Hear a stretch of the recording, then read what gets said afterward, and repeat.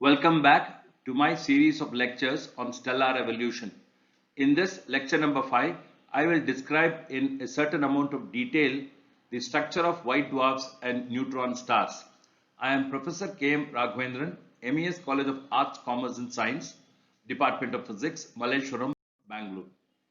Now in the last lecture, we saw that stars which have low mass, typically less than 5 solar masses, at the end of the red giant stage, the core of such stars do not get hot enough to start fusing carbon and oxygen. In fact, at the end of the red giant stage, these stars' outer layers become unstable and are shred as the planetary nebula, and the core starts to collapse once again. But then this collapse does not, the collapse of course will reduce the gravitational potential energy and increase the temperature of the core, but the temperature does not rise to a value where fusion of carbon or oxygen can start. Much before that, what would happen is that the electrons which are getting squeezed in the core to smaller and smaller volumes would give rise to a new kind of pressure, which is essentially a quantum mechanical pressure called the electron degeneracy pressure. In fact, this electron degeneracy pressure can support the star against further gravitational collapse, and the star ends up as a white dwarf. Now, this electron degeneracy pressure is a direct consequence of the Pauli's exclusion principle, which are obeyed by electrons because they are fermions. Now, as per the Pauli's exclusion principle, we know that no two electrons can occupy the same quantum state. So, when we try to squeeze a large number of these electrons into smaller and smaller volume, as would happen when the core of the star at the end of the red giant stage starts contracting, the electrons are forced to occupy higher quantum states, and this results in them having higher momenta and higher velocities, now which gives rise to a pressure which is known as the degeneracy pressure. It is important to realize that the electron degeneracy pressure is just a function of density and does not depend on temperature. Now, this idea was first realized by Fowler. However, Fowler believed that the electrons in these white dwarf stars do not have velocities of the order of speed of light. In other words, he treated these electrons to be non-relativistic electrons and therefore concluded that all stars must end up as white dwarf. But we know this is not true. This result was actually changed by Subramaniam Chandrasekhar. Chandrasekhar realized that given the densities at the interior of white dwarf and the very high temperatures that these stars have at their interiors, a large fraction of these electrons must be relativistic. Of course, as you move from the core of the white dwarf towards the surface, electrons tend to get more and more non-relativistic. So in the theory of trying to derive an expression for the degeneracy pressure, one has to have regions where electrons are relativistic and therefore use the appropriate relativistic momenta or relativistic kinetic energy. And as you come to the surface, you should also use non-relativistic kinetic energy. So once this is done, Chandrasekhar realized that not all stars all white dwarfs, can generate enough electron degeneracy pressure to counteract gravity. Chandrasekhar showed that only those stars whose masses are less than or equal to 1.42 solar masses really have the electron degeneracy pressure counteracting gravity, and therefore the star can stabilize as an end state or a white dwarf. If the core, or rather the white dwarf's mass, exceeds 1.42 solar masses, Chandrasekhar from his analysis showed that electron degeneracy pressure is inadequate and the star will continue its collapse and reach temperatures where carbon and oxygen also can start fusing. As we saw in the last lecture, this will eventually lead to a large number of nuclear reactions and different elements being produced, and then of course you have the supernova explosion, and then the remnant of the supernova, as we will see, could either be a neutron star or it can even be a stellar black hole. Now, just to give you a feel for what would be the characteristics of a white dwarf, in this particular slide I have shown you some of the typical parameters of a white dwarf. The absolute magnitude of these white dwarfs are typically in the order of 11 to 15, So therefore, they are very faint objects to look at. It is quite difficult to really observe them. This is also true because the surface area of such stars are very small, because the radius itself is going to be very small, as you will see in point number 4. The luminosity of these stars are about 1,000 times less than Sun's luminosity, while the masses of white dwarfs are known to be from as small as 0.4 solar masses to, of course, the Chandrasekhar limit, which is 1.42 solar mass. Typically, the radius of white dwarfs would be that of the order of magnitude of like the Earth, a planet Earth, or maybe Mars, or maybe Venus, typically around 5,000 to 8,000 kilometers. So you can imagine a mass of around 1.5 solar masses, or 1.42 solar masses maximum, being contained in a volume of a sphere of radius that of the Earth. So clearly the density of these objects are going to be extraordinarily high. The density typically is of the order of 10 to the power of 10 kg per meter cube. Pardon me, this unit of the density should be 10 to the power of 10 kg per meter cube. And the color of these stars are typically white, because the surface temperature is 10 to the power of 4, typically 10 to the power of 4 to 10 to the power of 5 Kelvin. And therefore at that temperature you find almost all the visible colors emitted to the same extent.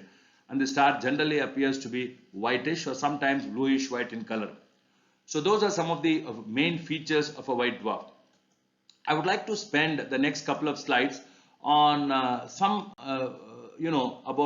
expressions that will tell you how to calculate the electron degeneracy pressure.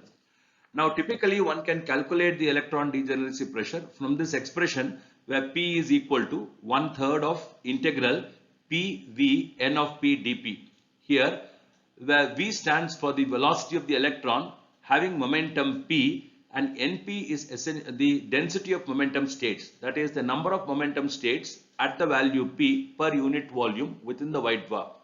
One can show from simple quantum mechanics and elementary free electron theory that for fermions this NP is 8 pi P squared by H cubed.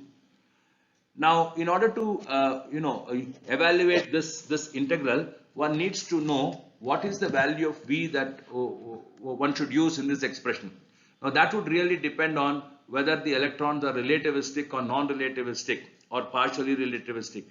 You see, you can express the velocity V in terms of the kinetic energy E of the electron, and for non-relativistic electron one typically uses the kinetic energy E to be equal to P squared by 2m, as all of you know. And for relativistic electrons one can use EP equal to P squared C to the power of 4 plus m squared C squared whole term raised to the power of half. And if you have a fully relativistic electron, that means electrons moving at the speed of light itself, then of course E would be equal to Pc. Now the pressure of a degenerate gas, electron gas, which is calculated by this expression, was used by Chandrasekhar in different regimes. So he actually used a model where part of the region of the white dwarf he assumed the velocity V to be relativistic and used the corresponding relativistic kinetic energy expression, and for the remaining part of the star he used a non-relativistic model. So when you do this, you actually get a relation between mass and radius of the star. Now using the linear density model, one can arrive at the mass radius relation, which is not the correct relation, by the way. Since we have been talking about linear density model, one can show that in the case of a white dwarf, the mass and radius are inversely related by this formula, m to the power of 1 by 3 times r is equal to 72 into 10 to the power of 15 kg meter. Now this particular expression is valid only if you are using a linear star model, where we use the potential energy of the star to be minus 3 by 4 g m squared upon r, and of course we use the kinetic energy to be non-relativistic, P squared by 2m. Incidentally, if you consider a white dwarf whose mass is that of the sun, then the radius of such a white dwarf would turn out to be, from this expression, 5,715 kilometers. In other words, in this expression, if I substitute m to be 1 solar mass, then r turns out to be so much. And therefore, one can easily get a simple formula to calculate the radius of any white dwarf in terms of the mass of the white dwarf and this radius, which is 5715 kilometers. This is typically useful to solve some simple problems. But however, remember, this expression tells you that any star would end up as a white dwarf where its mass is inversely proportional to the radius. It does not give you the Chandrasekhar limit, because this is a very simple model based on the linear star model, and we have used a non-relativistic expression for the velocity in the previous expression. Incidentally, here is a simple problem. Suppose I want to find what is the radius of a white dwarf whose mass is, let's say, 1.2 solar mass. Based on the linear star model, based on this formula, m to the power of 1 by 3 r equal to this constant, one can work out the radius of the white dwarf as m of the sun divided by 1.2 solar masses, that is the mass of the white dwarf, to the power of 1 by 3 times 5715 kilometer, which works out to be 5378 kilometer. Now the important point is that when Chandrasekhar worked out this expression, the mass radius relation looks like this. Now this expression is what is worked out by Chandrasekhar for a model where the electrons are relativistic in at least most of the white dwarf, inside the white dwarf, and of course in certain regions close to the surface they are non-relativistic. If you observe this mass radius relation, you realize something very interesting. Look at the second term. The second term, within the brackets in the second term, I have this term mass of the white dwarf divided by 1.42 solar masses raised to the power of 4 by 3. Now let me pose a question. What would be the radius of a white dwarf whose mass is, let us say, 1.42 solar masses? In other words, suppose m of WD, or mass of a white dwarf, is equal to 1.42 solar mass. What happens to R? It's obvious that R would tend to 0. So what does that mean? That means that as the mass of the star keeps on increasing, there is a limit. Once the mass of the star at the end of the red giant stage comes to this value of 1.42 solar masses, if it exceeds this, the radius becomes negative. So if MWD becomes more than 1.42 solar mass, the radius is negative. That means such stars don't exist. In other words, the limit to the white dwarf is that its mass must be less than 1.42 solar masses. So this is the great contribution of Subrahmanyam Chandrasekhar, who determined that one of the major end products of stellar evolution is stars whose masses are less than 5 solar masses at the end of the red giant stage would end up typically as a white dwarf with a maximum mass limit of 1.42 solar masses. Incidentally, this number 1.42 solar masses is known as the Chandrasekhar limit. So what happens to white dwarf? Suppose its mass exceeds the Chandrasekhar limit. Now this is a very, very interesting question that we need to ask, because the electron degeneracy pressure can no longer actually counteract gravity, because as you saw in the previous slide, electron degeneracy pressure is simply not enough. So if the mass of the white dwarf, as the mass of the white dwarf approaches the Chandrasekhar limit, the energies of the degenerate electrons would start becoming higher and higher, and they would start going into the million electron volt range. Now the electrons would then begin to be, and also remember, they are moving with such high velocities that they would start interacting with protons, and they can be captured by the protons of the heavy nuclei of carbon and oxygen which is there in the core, and they would disappear to produce neutrons by the reaction shown here. So particularly in those stars whose cores at the end of the red giant stage have a mass of greater than the Chandrasekhar limit, this reaction would start dominating. This reaction would start dominating, and even after the supernova explosion also, if the core mass is more than 1.2 solar masses, then this reaction of squeezing the electron into the proton and converting them to neutron and neutrino would start to occur. Now the neutrinos will simply escape this collapsing star. And remember, as more and more electrons obey this reaction, the electron degeneracy pressure also starts reducing, because electrons disappear in large numbers, and therefore the electron degeneracy pressure will also disappear, and this will lead to a very rapid collapse of the white dwarf. Now this can happen in several ways. It can happen at the end of a supernova. If the mass of the remaining core is more than 1.42 solar masses, this can happen. Or there can be an existing white dwarf which due to its intense gravitational field is pulling matter from a nearby star, and that matter falls into the white dwarf, and therefore the mass of the white dwarf starts exceeding the Chandrasekhar limit, and so on. Whatever may be the cause for the white dwarf to exceed the Chandrasekhar limit, this reaction will happen. So when this reaction happens, a stage will come when the white dwarf will have only neutrons, and the collapse will now be halted by a neutron degeneracy pressure. In other words, as more and more electrons get converted to neutrons and the star becomes more and more rich in neutrons, a stage will come when the entire star will just be a ball of neutrons. Question is, can this contraction go on further? Neutrons are also fermions. They also obey Pauli's exclusion principle, and therefore as you try to squeeze neutrons into smaller and smaller volume, they also try to occupy higher and higher quantum states. So the same logic that applied to electrons also applies to neutrons, with a small difference that earlier in the case of a white dwarf, you had nuclei and electrons which were providing you had nuclei of the various atoms. Various atoms basically means carbon and oxygen atoms, and the nuclei of carbon and oxygen, and you also had these electrons in highly degenerate states. Now you have the entire stellar material is just a ball of neutrons. All the electrons have disappeared, and neutrons, also being fermions, will provide a neutron degeneracy pressure along the same lines as that of electron, and this degeneracy pressure can halt the collapse. So you will have what is called a celestial nucleus. So once again the star can stabilize, and what is now there is actually a huge ball of neutrons, or what one can call as a celestial nucleus. This is the so-called neutron star. In this picture on the left you see the neutron star, where the entire material is made up of these individual neutrons. Of course, I will not go into further structure of this.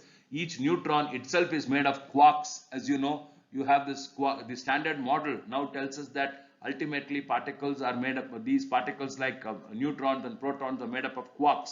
So the neutrons themselves have an internal structure. We will not worry about that. Right now we look at the neutron star. So let me sum up like this. At the end of the supernova stage, if the remnant of the supernova exceeds the Chandrasekhar limit, then the core collapse will continue, and then a stage will come when all the electrons get converted to neutrons via this reaction, and when all the neutrinos have escaped, you are left with a ball of neutrons called a neutron star. So I would like to talk about neutron star in a certain amount of detail, because it's quite exciting to know that it was a graduate student who actually discovered the neutron star. Neutron stars are also very closely associated with pulsars. I'll come to this. Now, it was, I think, in the February of 1968 when the scientist Anthony Hewish, he announced at a seminar at Cambridge the discovery of a radio source that emitted extremely regular radio pulses. Now, the period of these radio pulses was about 1.334 or 337, I think, 1.337 seconds. These pulses were first detected in the August of 1967 by Jocelyn Bell, which is shown here. Jocelyn Bell was a graduate student of Anthony Hewish, and she was working at the Mullard Radio Astronomy Center or Radio Astronomy Observatory, which is part of the Cavendish Laboratory in England. Subsequently, Anthony Hewish monitored this phenomena of radio pulses coming from this object very extensively, and he announced the discovery of a new type of radio source. In fact, there is a lot of excitement generated at that time. People thought that some extraterrestrials are trying to communicate to us, looking at the regularity of these pulses. The source was called a pulsar for obvious reason, because of its pulsating character, where it emitted these radio pulses at regular intervals of roughly around 1.34 seconds. This radio source was, which was discovered by Jocelyn Bell, was named as CP1919, where CP stands for Cambridge Pulsar, and 1919 basically denotes the astronomical coordinates, that is the sidereal time, which is basically a location of this source in the sky. It basically is at 19 hours 19 minutes. Soon after the discovery of CP 1919, radio astronomers around the globe started, searching for such objects, and many announcements were made. Discovery of several such pulsars, as they are now called. Now, these objects are now classified as PSR, or pulsating radio sources, and they are followed by two numbers, like you have PSR 2017, which would mean that this is a radio pulsating source located at the astronomical coordinates of 20 hours and 19 minutes, and they are catalogued as PSRs now.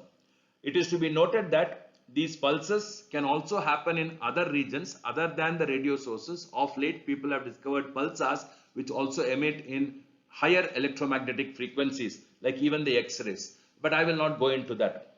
Now, what really are pulsars? For a long time, people did not really understand what are pulsars. They thought they are a new source, a new object altogether. They were, of course, since their discovery, pulsars were always believed to be very compact stars because of the extremely short duration of the pulses that we receive from them. So naturally, the most natural candidates were white dwarfs and neutron stars. Theory soon ruled out that white dwarf cannot be compact enough to emit such radio pulses. So many models were proposed. The model that finally found acceptance and now is known to be the correct model for a pulsar was actually proposed by an astrophysicist named Tommy Gold. He was an astronomer at the Cornell University, and in I think a year or two after the discovery of this CP 1919, Tommy Gold came up with a very plausible theory for what are pulsars. Now, according to Tommy Gold, a pulsar is nothing but a rotating neutron star. That's it. It's a neutron star which is rotating. Now, one should understand that almost every star that you see in the night sky is also having a very intense source of magnetic field. Almost all stars. Why almost? All stars are sources of magnetic field. Neutron stars obviously would have tremendous magnetic fields because, as you all know, neutrons have magnetic moment, and therefore neutron star will have a very, very high magnetic moment. Now, this high magnetic field of the neutron star is going to play an important role in generating these radio pulses, as you will see now. So, Tommy Gold gave a model of a rotating neutron star as a pulsar. Most of the observed facts, observational data of pulsars agree with this model. Now, we know that neutron stars are remnants of supernova explosion. So, when the core collapses to a neutron star size, there is nearly a 10 to the power of 5-fold decrease. Yes, there is almost, I should say, 10 to the power of 5-fold decrease in the size of the star. Now, you all know from the requirement of conservation of angular momentum that when the size of the star decreases by such a huge magnitude, the angular velocity must increase by a proportionate value in order to conserve the angular momentum. So, as I mentioned earlier, what are these pulsars? They are basically rotating neutron stars, and I will explain this model of how you see the pulses. It is called the lighthouse effect. Now, before I do that, here is a very simple and basic physics for you to understand. The angular momentum of any object that is rotating is I omega, where I is the moment of inertia of the object and omega is the angular speed or angular velocity, if you like. For a spherical object, the moment of inertia would be 2 by 5 mr squared. Most stars have spherical geometry, and therefore when a star, whether it is in the main sequence stage or white dwarf, etc., are essentially rotating. So they will have an angular momentum, and this angular momentum value is given by I omega, which is written here. Now you can clearly see that at the end of the supernova explosion, when the star shrinks by a large volume, then this R reduces tremendously. So due to that sudden decrease in R, the moment of inertia decreases and angular velocity increases in order to conserve angular momentum. So this requirement of conservation of angular momentum of the original star results in the neutron star having a very high rotational speeds, omega. This point is to be understood. Now further, due to this enormous shrinkage in size, the magnetic field of this original star, uh, which has now become a neutron star, would result in the magnetic field actually getting concentrated and becoming very high, typically of the order of 10 to the power of 9 Gauss, or of that magnitude, I should say. Now, what is the mechanism by which these neutron star emits pulses? In this picture, you can see that here is a neutron star, and this vertical axis that you see is the spin axis, and this axis at an angle to this vertical axis is the magnetic axis, and these are the magnetic lines of force. So these are the magnetic lines of force. Typically, these two axes generally don't coincide. Okay, very rarely does the magnetic axis of the object star coincides with that of its spin axis. In fact, as a matter of fact, even for the Earth, the magnetic axis of the Earth does not coincide with the spin axis of the Earth. So coming back to the point and question, here is a neutron star and here is a spin axis, and the neutron star is spinning about this axis with a very large angular velocity. And of course, there are these magnetic fields. Now, surrounding this neutron star, you have an atmosphere where there are charged particles. So the most likely mechanism for the emission of radiation is known as synchrotron radiation from electrons. Now, what is the synchrotron radiation? The electrons are charged particles in the gaseous atmosphere of the neutron star. Please note, we are not talking of electrons within the neutron star because there are none. But surrounding the star, there will always be stellar material. And in this stellar material, outside the star, which is called the stellar atmosphere, sorry, not stellar material, stellar atmosphere, there are electrons. So obviously, when the star is spinning, it will be taking the atmosphere also along with it, as does the Earth takes its atmosphere when it rotates on its axis. So these charged particles, when they spin or move around this rotational axis of the pulsar, they will actually interact with the magnetic field. Now, electrons, I should say, in the gaseous atmosphere of the neutron star, which are in fact also moving at tremendously high speeds, almost relativistic speeds, they will move in spiral paths in these magnetic fields lines, and this will result in a very highly polarized radiation that is emitted by electron, which is highly directional. This is called synchrotron radiation. It's a very well-known phenomena. Charged particle which move with large velocities in magnetic fields emit radiation called synchrotron radiation, and this radiation is highly directional. The radiation emitted by such electrons which are moving at relativistic speeds in the magnetic field of the pulsar, the radiation is emitted along the magnetic axis. So now I want you to imagine the following. Since the rotational axis is not the same as the magnetic axis, as this object rotates, it will be emitting radiation along this magnetic axis. Now imagine that we are on the Earth, and as this magnetic axis points towards the Earth, at that time a radiation that is emitted will come towards us. And as this object rotates, this magnetic axis will turn around and you will not see the radiation until the magnetic axis once again comes in your direction. So every time the magnetic axis comes in your direction, you are going to see the radiation coming out of the star. Of course, the star itself is not emitting in pulses. The star is continuously emitting the radiation along the magnetic axis. But we see it in pulses because of the rotational period of the neutron star. It is almost like, why I should say almost, it is what is called as the lighthouse effect. If you have seen a lighthouse, as the lighthouse, the light at the top of the lighthouse tower turns in 360 degrees, every time the light is towards you, you will see the light. And as it turns away, you will not see the light.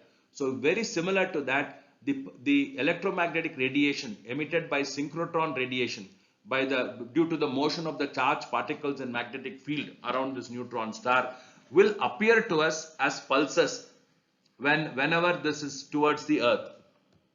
Incidentally, these radiations are highly polarized as well.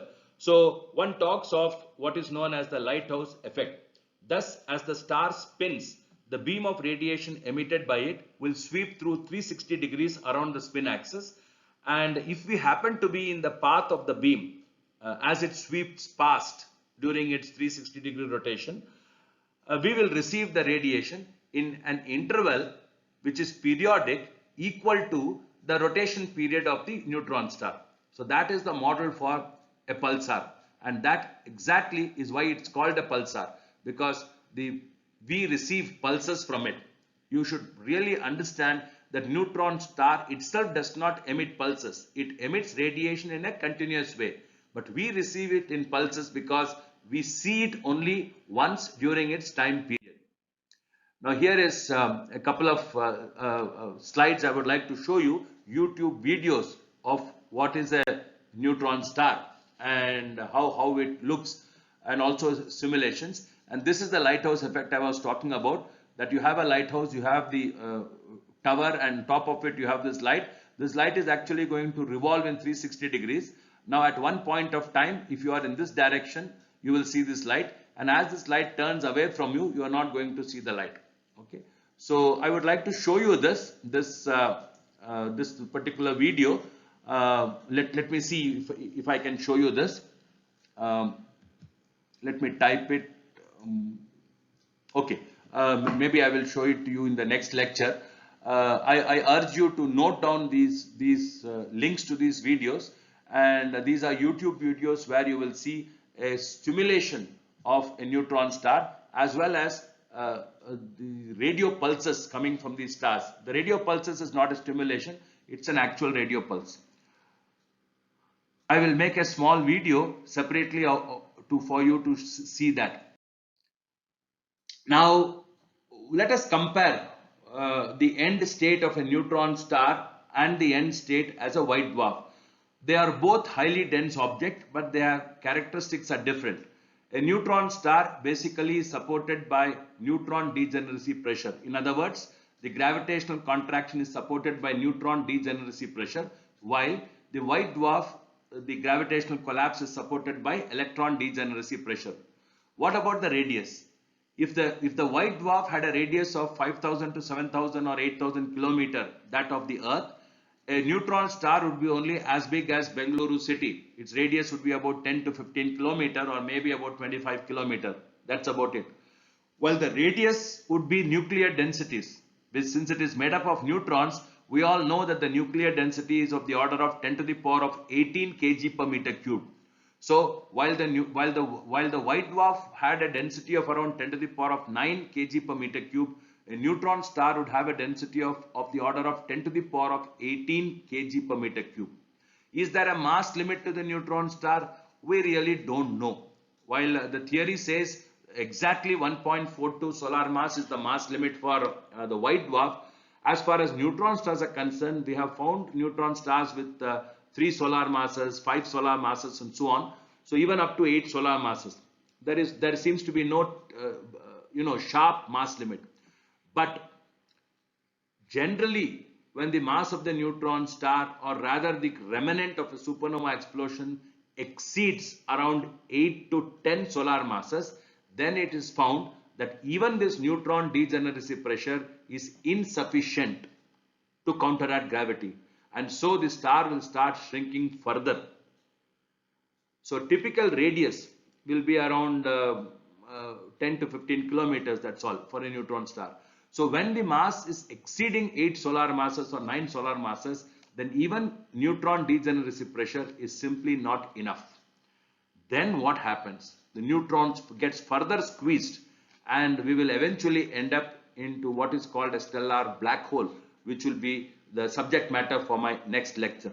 Incidentally, 2 interesting numbers which you should remember is, suppose you have a neutron star whose mass is that of the sun. Of course, you should know that it is only theory, because no star whose mass is that of the sun will really become a neutron star. They would become white dwarfs. But if you imagine, theoretically, if you say there is a neutron star whose mass is that of 1 solar mass, then its typical radius will be around 12 kilometers.